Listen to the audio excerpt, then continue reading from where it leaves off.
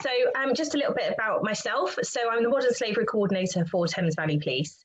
I've been doing this role for about 12 months, and a lot of my work involves working with our partner agencies alongside our law enforcement resources to ensure that the resources and the work that we're doing is coordinated, and to ensure that actually we're giving the best response to potential victims to not only safeguard them, but to receive a judicial outcome. Prior to that, I spent 7 years as the Intelligence Development Officer and Tactical Advisor around modern slavery and human trafficking for the force. So relatively well versed in that subject area. So what is modern slavery? Now, Dr. Sobey and I had a quick discussion about this prior to everyone coming online, and around what public perception is around modern slavery.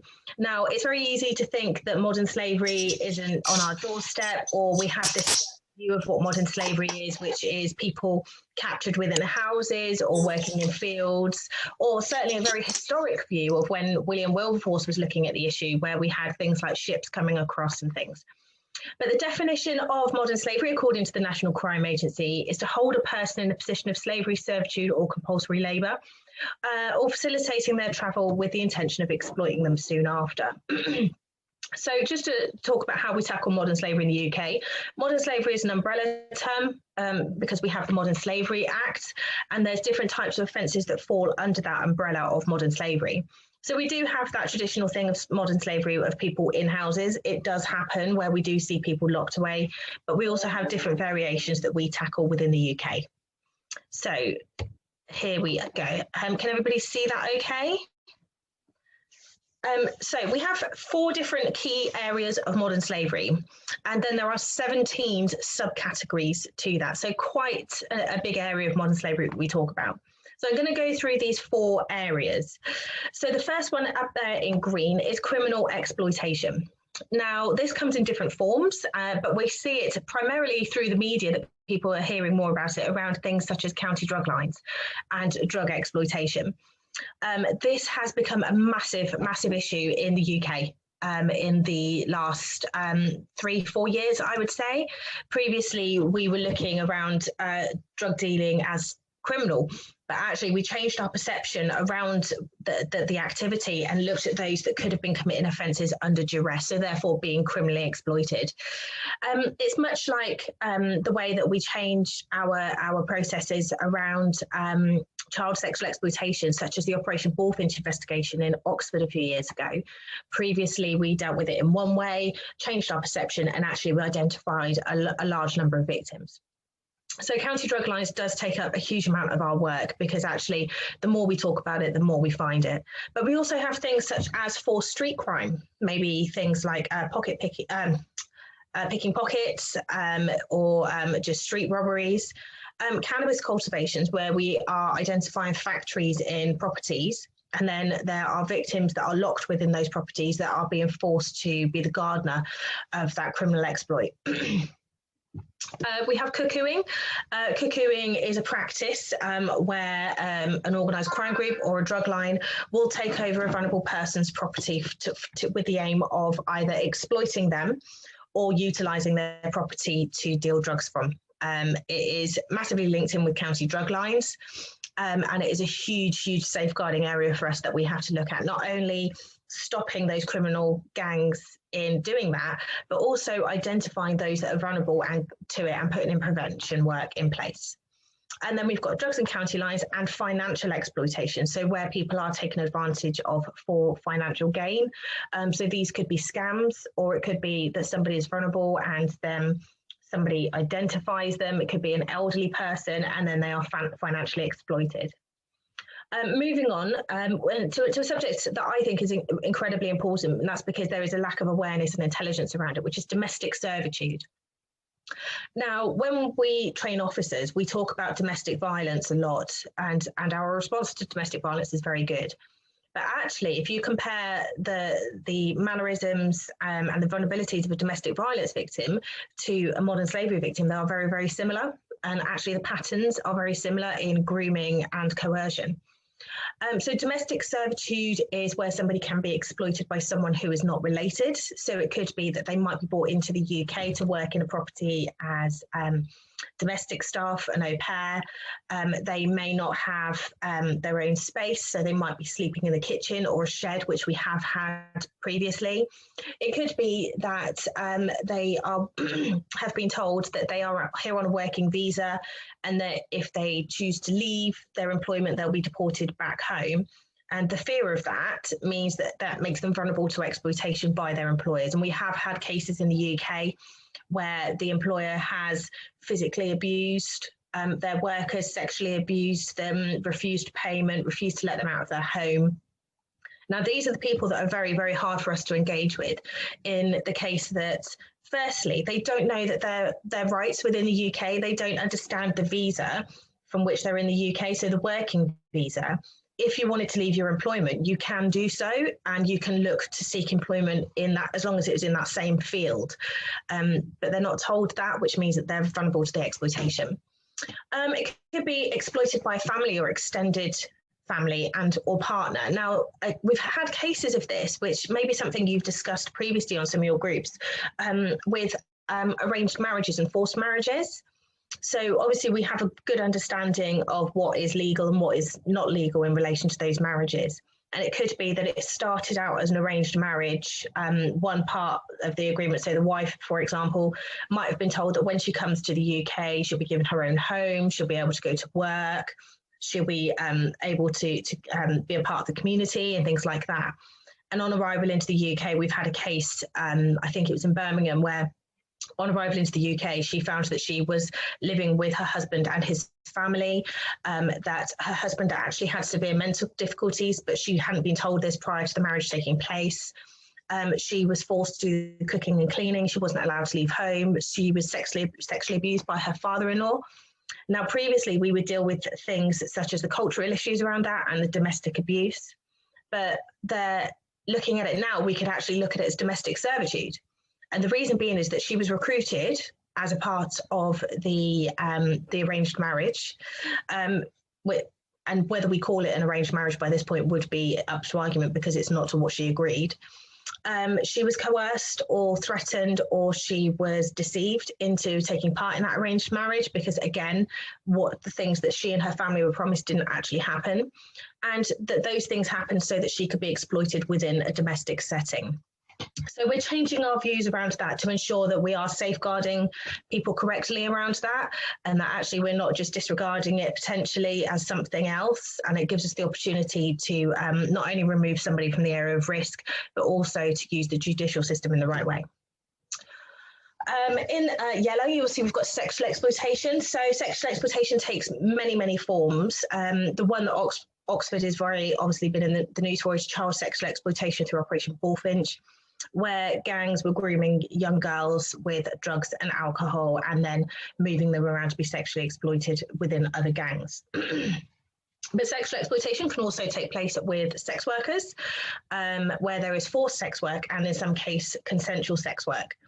So it could be that somebody comes to the UK with the view of working legitimately. So it could be whether that's in a hotel, a shop or something, but they might have been deceived and then told they have to sex work to repay a debt.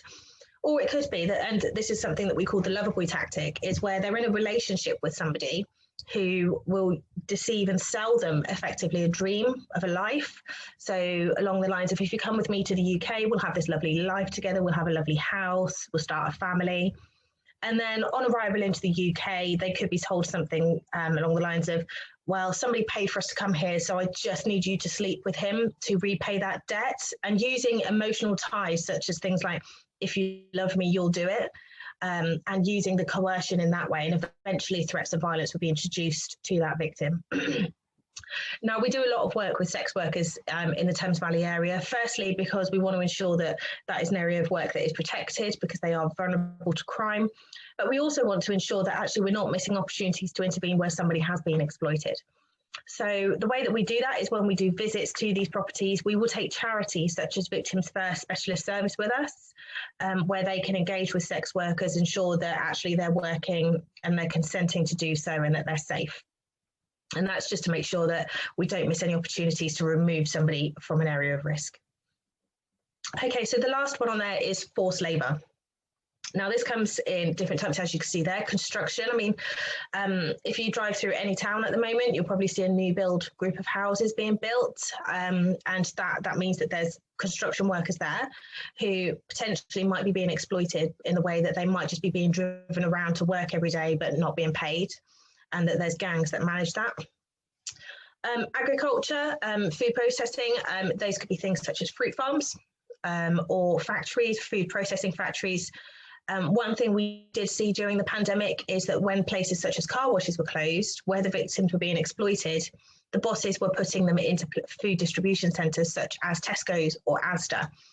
And they were able to do that because there was such a demand on that industry whilst people were panic buying, that actually those companies desperately needed staff, and so they were able to get them into those locations very, very easily. Now, the two that you're more likely to see that actually on your high street there are car washes and nail bars. Now, car washes, we're talking about things such as the hand car washes that are normally advertised for between £5 and £10 to get your car washed. But to put that into context is when you drive up to have that done, you will likely have 4 or 5 members of staff that come around your car and will clean your car, for example, for £10. So they could each be earning maybe £2 per car that they wash. Now, on top of that, what is likely happening is that their accommodation is linked to their employment. So they're told that out of their wages, they must pay their rent. So that's at least 50% probably gone. So that's £1 per car. On top of that, the employer needs to account for the things such as the soap and the rent of the property. So take another 50% out of what there. So maybe about 50p a car they're being paid. And if they're only cleaning maybe 20 cars a day, they're being paid £10 a day, which is absolutely minimal. So if they're working 7 days a week, they're only earning £70 a week, which is such a small amount. The challenge that we have with engaging with workers in car washes is they usually come from Eastern European countries such as Romania or Poland. And whilst we know that the practices by the employers are illegal, the workers will often say to us, yes, but whilst I'm earning £10 a day here, I would only be earning £3 a day back home. So whilst I know this isn't ideal, it's still more than I would be earning back home. Now, that poses a challenge for us in the fact that we can't get them to support any investigation, which makes it more difficult for things such as convictions or arrests. So we work really, really closely with our partner agencies who would be involved with things such as the licensing of the property or health and safety, because there are chemicals there, or even the Department of Work and Pensions, who have a minimum wage team. So even if we can't remove them because they don't want to be removed, what we're doing is making sure that there's somebody that can go there that can potentially ensure that they're getting what they need. So for example, they're earning, as I say, £10 a day, they should be earning significantly more. And DWP could go in and ensure that actually enforce the fact that they should be getting minimum wage, which they're clearly not. And nail bars. I think if you walk up and down any high street in any town, you will find nail bars that are usually run by Chinese or Vietnamese nationals. Now, some of these are businesses that have been legitimately set up. They are paying their staff properly. They have good working practices. They're paying their taxes. But then we have the other side of the situation where that is not the case. So we would be looking at businesses that, for example, where the staff don't speak to you, where they only have a supervisor that talks on their behalf. They see a lot of customers all the time, and also where they're not accepting card payments. So that would be a big red flag to us, where they're only accepting cash. Does anybody have any questions about those areas? Okay, so I'll just move on. So the next slide is control methods. So to achieve any of these forms of exploitation, a trafficker would need to employ a control method to control a human being. So we normally see one of these. So we have imprisonment, which is what we would expect is what people think is traditional, where people are locked away. We have the exploitation of somebody's religion or culture and beliefs. And we have found cases, particularly in the London area, of where somebody who's come from a community around Juju, where that has been exploited massively. So they will be subjected to a death ritual in the UK. They will be told that if they go to the police or they don't do what they're told, that they will be killed or their family will come to harm. And as a result of that, we don't get them reporting to us because they genuinely believe that that is the issue, that actually there will be consequences. So that's, whilst we know it's happening, it takes a long time to engage with those victims, but there are dedicated teams in London that can do that. So thirdly on there is threats and violence. We expect to see this either right at the beginning or at some point during somebody being exploited. So it could be that they're deceived very early on or missold this lie. And when they start to push back or challenge what's going on, threats and violence are usually introduced to start to control a person. Relationship. So that is, for instance, the lover boy tactic that I previously mentioned, where somebody is in what they believe to be a genuine relationship, and that is exploited to bring them into the UK. Isolation. This is a very difficult one because it really targets a person's vulnerability. Now, one thing we always say about traffickers is that they look for a gap in a person's vulnerability and will do what they can to fill that gap. So, for example, if a victim is a drug user, which could be the case, or they're homeless, the trafficker might start supplying them drugs for free or offer them somewhere to live, because that's the gap that needs filling. And then they start to indebt the victim. So we'll say something like, well, I've been giving you free drugs, so you owe me, or you've been living rent free, so you need to do this to pay me back. And isolation comes as a part of that as well. So as they're using that hook, they don't want outside influences to see what's going on. So it could be they start to isolate them from their friends and their family. It could be that they stop them going to what would be normal appointments. For example, if they attended one of your groups frequently, they would stop that. They would stop them going to the doctors or maybe going to the police. It could be that they're on bail for something and they've stopped them attending bail. And the reason for that is that the more people that see it going on or start to see changes in a person, the more people there are that can report that. And so they want to cut that off. And the other side of it is that they want their victim to be purely dependent on the offender, on the trafficker, so that actually they have a greater control over them. So if they're the only person that can give them some food or give them drugs if they needed it, they want to enhance that need and that reliance. Collusion around illegal immigrants. Now, I'm sure everybody will have seen media reports of vulnerable families coming across in boats or in the back of lorries, trying to bring their families to a safe place in the UK, and effectively risking their lives to do so. Now, they're not getting on those boats on their own. That's not how it works over in France or in other areas. You have to go through an organised crime group agent to do that. So victims are spending huge amounts of money for that to be facilitated. In some cases, if you're coming from France, it could be up to £8,000 per person. If you're coming from somewhere such as China or Vietnam, it could be £20,000 to £30,000 per person. So when we think about the absolutely horrendous situation in Essex just over 12 months ago, where 39 people tragically lost their lives, a question that came out of that was, well, why didn't they just get on a plane? Why did they have to come in that way? And that's because they were going to be exploited. Somebody put them into that container. They already owed somebody for doing that. And on arrival into the UK, they would have been exploited because they had to repay that debt. With regards to people coming over from France, it works very similarly in they go, I brought you here illegally, so if you don't do what I tell you, I will report you and you will be deported back out again.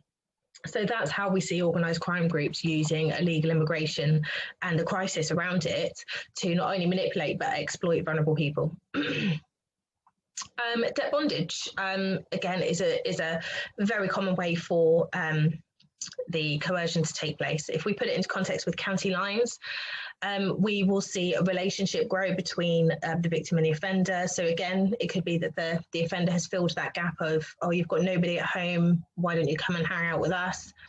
If you could just deal these drugs on our behalf, here's some new shoes, here's a nice phone, here's a load of cash. Now, whilst that sounds lovely to a young teenager who probably does want the latest iPhone or a few £100s in cash or the most recent set of Nike trainers, eventually a violent side will start to emerge. So it could be that they didn't sell enough drugs that day, or the offenders will set up a deliberate robbery of the victim so that they can entrap them. So what happens is that the robbery will take place. They'll go back to the boss, and the boss doesn't just go, "Oh, what a horrible day you've had. How tough that's, have a day off, go and rest." He'll go, "Well, that's an occupational risk. You've still lost me a load of drugs. You now need to work to repay that back." So that's how debt bondage works within county lines, and we start to see violence introduced when victims can't repay. Now, up until that point, a victim will genuinely hold the belief that they can walk away anytime they want, that actually they're doing it, it's consensual, they're happy to be making the money. But I've been in this job long enough to see how that pattern plays out. And that is, initially they do think that they can walk away, but just when they think that they could, something will happen, which means that actually they end up in debt bondage. Now, the tricky thing for us is that obviously we want to take drugs off the streets, we want to remove that harm and that risk, and we want to safeguard those people. And in some cases, that means that we are arresting people in possession of drugs. What then happens is that we don't give it back to them when they're released from custody. We keep hold of the drugs because there's no way we're letting that back out on the street. That debt bonds them as well. So their bosses will turn around and say, "Well, again, you've lost me a load of drugs, so you've got to repay that." So some of the work that we're doing is we're doing intervention schemes. So when we have got people in custody, we're bringing in charities that can support. We have trained all of our staff to spot the signs of exploitation within county lines. So, for example, when those people are in custody, have we checked that? Have we interviewed? Have we asked the question, do you need help? Can we help you? Here's what's available to you. We also acknowledge the fact that they're not just going to turn around and say, "Yeah, can you help me?" But putting things in place that actually there are follow-ups, maybe not necessarily with the police, but with charities and support workers that might be able to put those things in place. And a key part there under control methods is deception. As I said early on, a big thing for people is selling a dream, particularly for those that come over to work in the UK. It's selling them something. They want to better their lives or to be able to provide for a family, and traffickers will utilise that, and they will sell them this dream of something that they can provide for, and then actually the reality is something very far more sinister. And then if you take, for example, if you had a 20-year-old female that came from Romania who thought she was coming here to work in a hotel, and actually she ends up being sexually exploited, for her, in some cases, she will stay in that situation because she doesn't want the shame of not being able to provide for her family, even though it wasn't the way that she wanted to do that. That is still exploitation. She has still been deceived. She's still being controlled. But actually, we have to find the opportunities to intervene in those cases. Okay, so just moving on. So indicators that we look for in trafficked victims, but just to be clear, this isn't a definitive list. These are just things that we look for. So they might not have access to their passport or identity documents. That works in a couple of ways. So firstly, in places like Romania, you are legally required to have an ID document from the age of 14 years old. If you come to the UK and you've been trafficked to the UK, your traffickers will reinforce that law is the case here, but actually there is no law. You are not legally required to have an identity document in the UK unless you choose to travel abroad. So you would need a passport or you learn to drive. So once that's taken from them, they feel that they can't come to the police for support because they would get in trouble for having no document. The other way that it works for the traffickers is it's a proof of ownership. So as, for example, a girl would be passed between traffickers for their sexual exploitation, the ID document would be passed on between traffickers as proof of ownership of that person. And it reinforces that traffickers see there's no regard for human life, and that actually humans are seen as a commodity, a business commodity. And it just shows the disregard they have for humans. We would look for things such as a subdued appearance. So maybe if they were present with somebody else, that person's not speaking on their is speaking on their behalf. They're not allowed to speak for themselves. They won't answer questions directly. They may not make eye contact. And we see things like this in medical settings around domestic violence and sexual assault as well. But there is a similar pattern around modern slavery. A victim might have assault injuries, or there's been proof that there's been lack of access to medical assistance, and that reinforces the isolation of a victim. So if a victim receives an injury and they would go to A&E, somebody would say, how did this happen? And the traffickers don't want those questions being asked. But so therefore we might see assault injuries, old injuries, which could be a bit of an indicator. Limited social contact, again, comes back to isolation. We do see cases where we've prosecuted members of travelling families for committing offences, where the victims have said, when I went onto site, I was told, this is now your mum, this is now your dad, you don't speak to anybody else.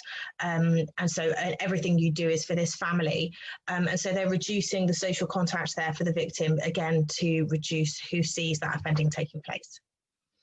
They might be paid little or no money. Again, they probably promised that from the very beginning, which is why they might have taken a job. But then there will be things such as, you didn't work hard enough today, or you broke a tool today, or actually you owe me money for rent, or some of the work that you've been doing, it actually ended up costing less, so you owe more. And finally on the list is an unkempt appearance. Things such as, we've seen people in the building industry who we would expect them to be quite muddy. People that are on building sites, we would expect them to be looking a bit unkempt, but actually we've had it where they've taken off a jumper, for example, and their clothing underneath is exactly the same, and we would not expect that. It could be that suddenly they lose a lot of weight, or it could be that suddenly they're losing their homes, and therefore that affects their appearance. And these would all be triggers for us to ask the question of, how has this happened? Is there something happening that's led to this as a consequence?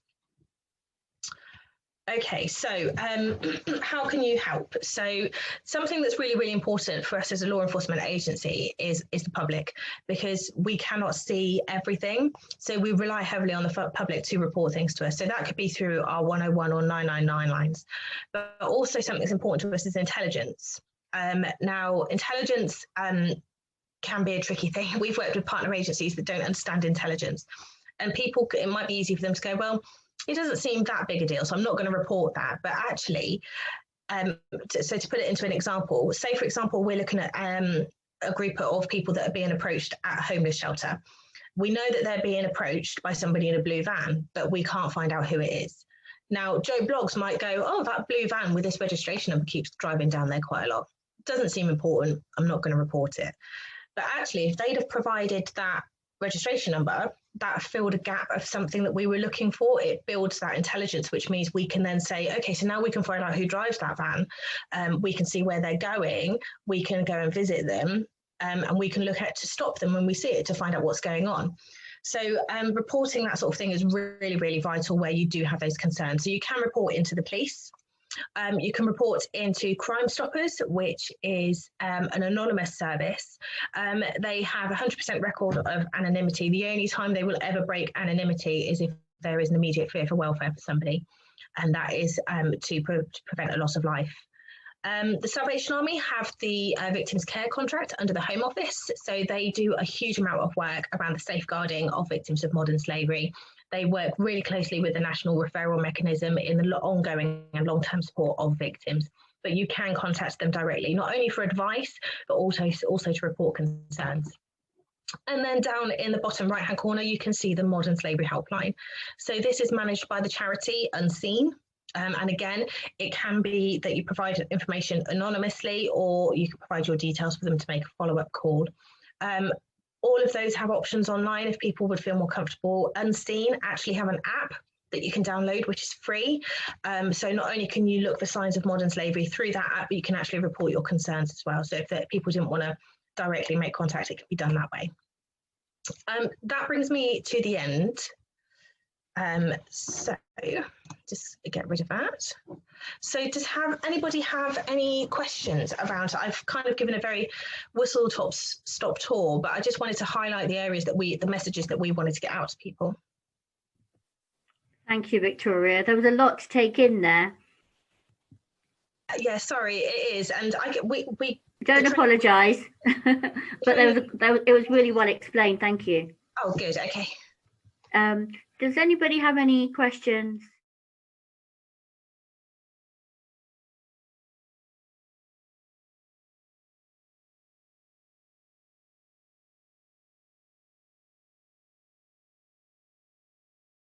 bum bum bum.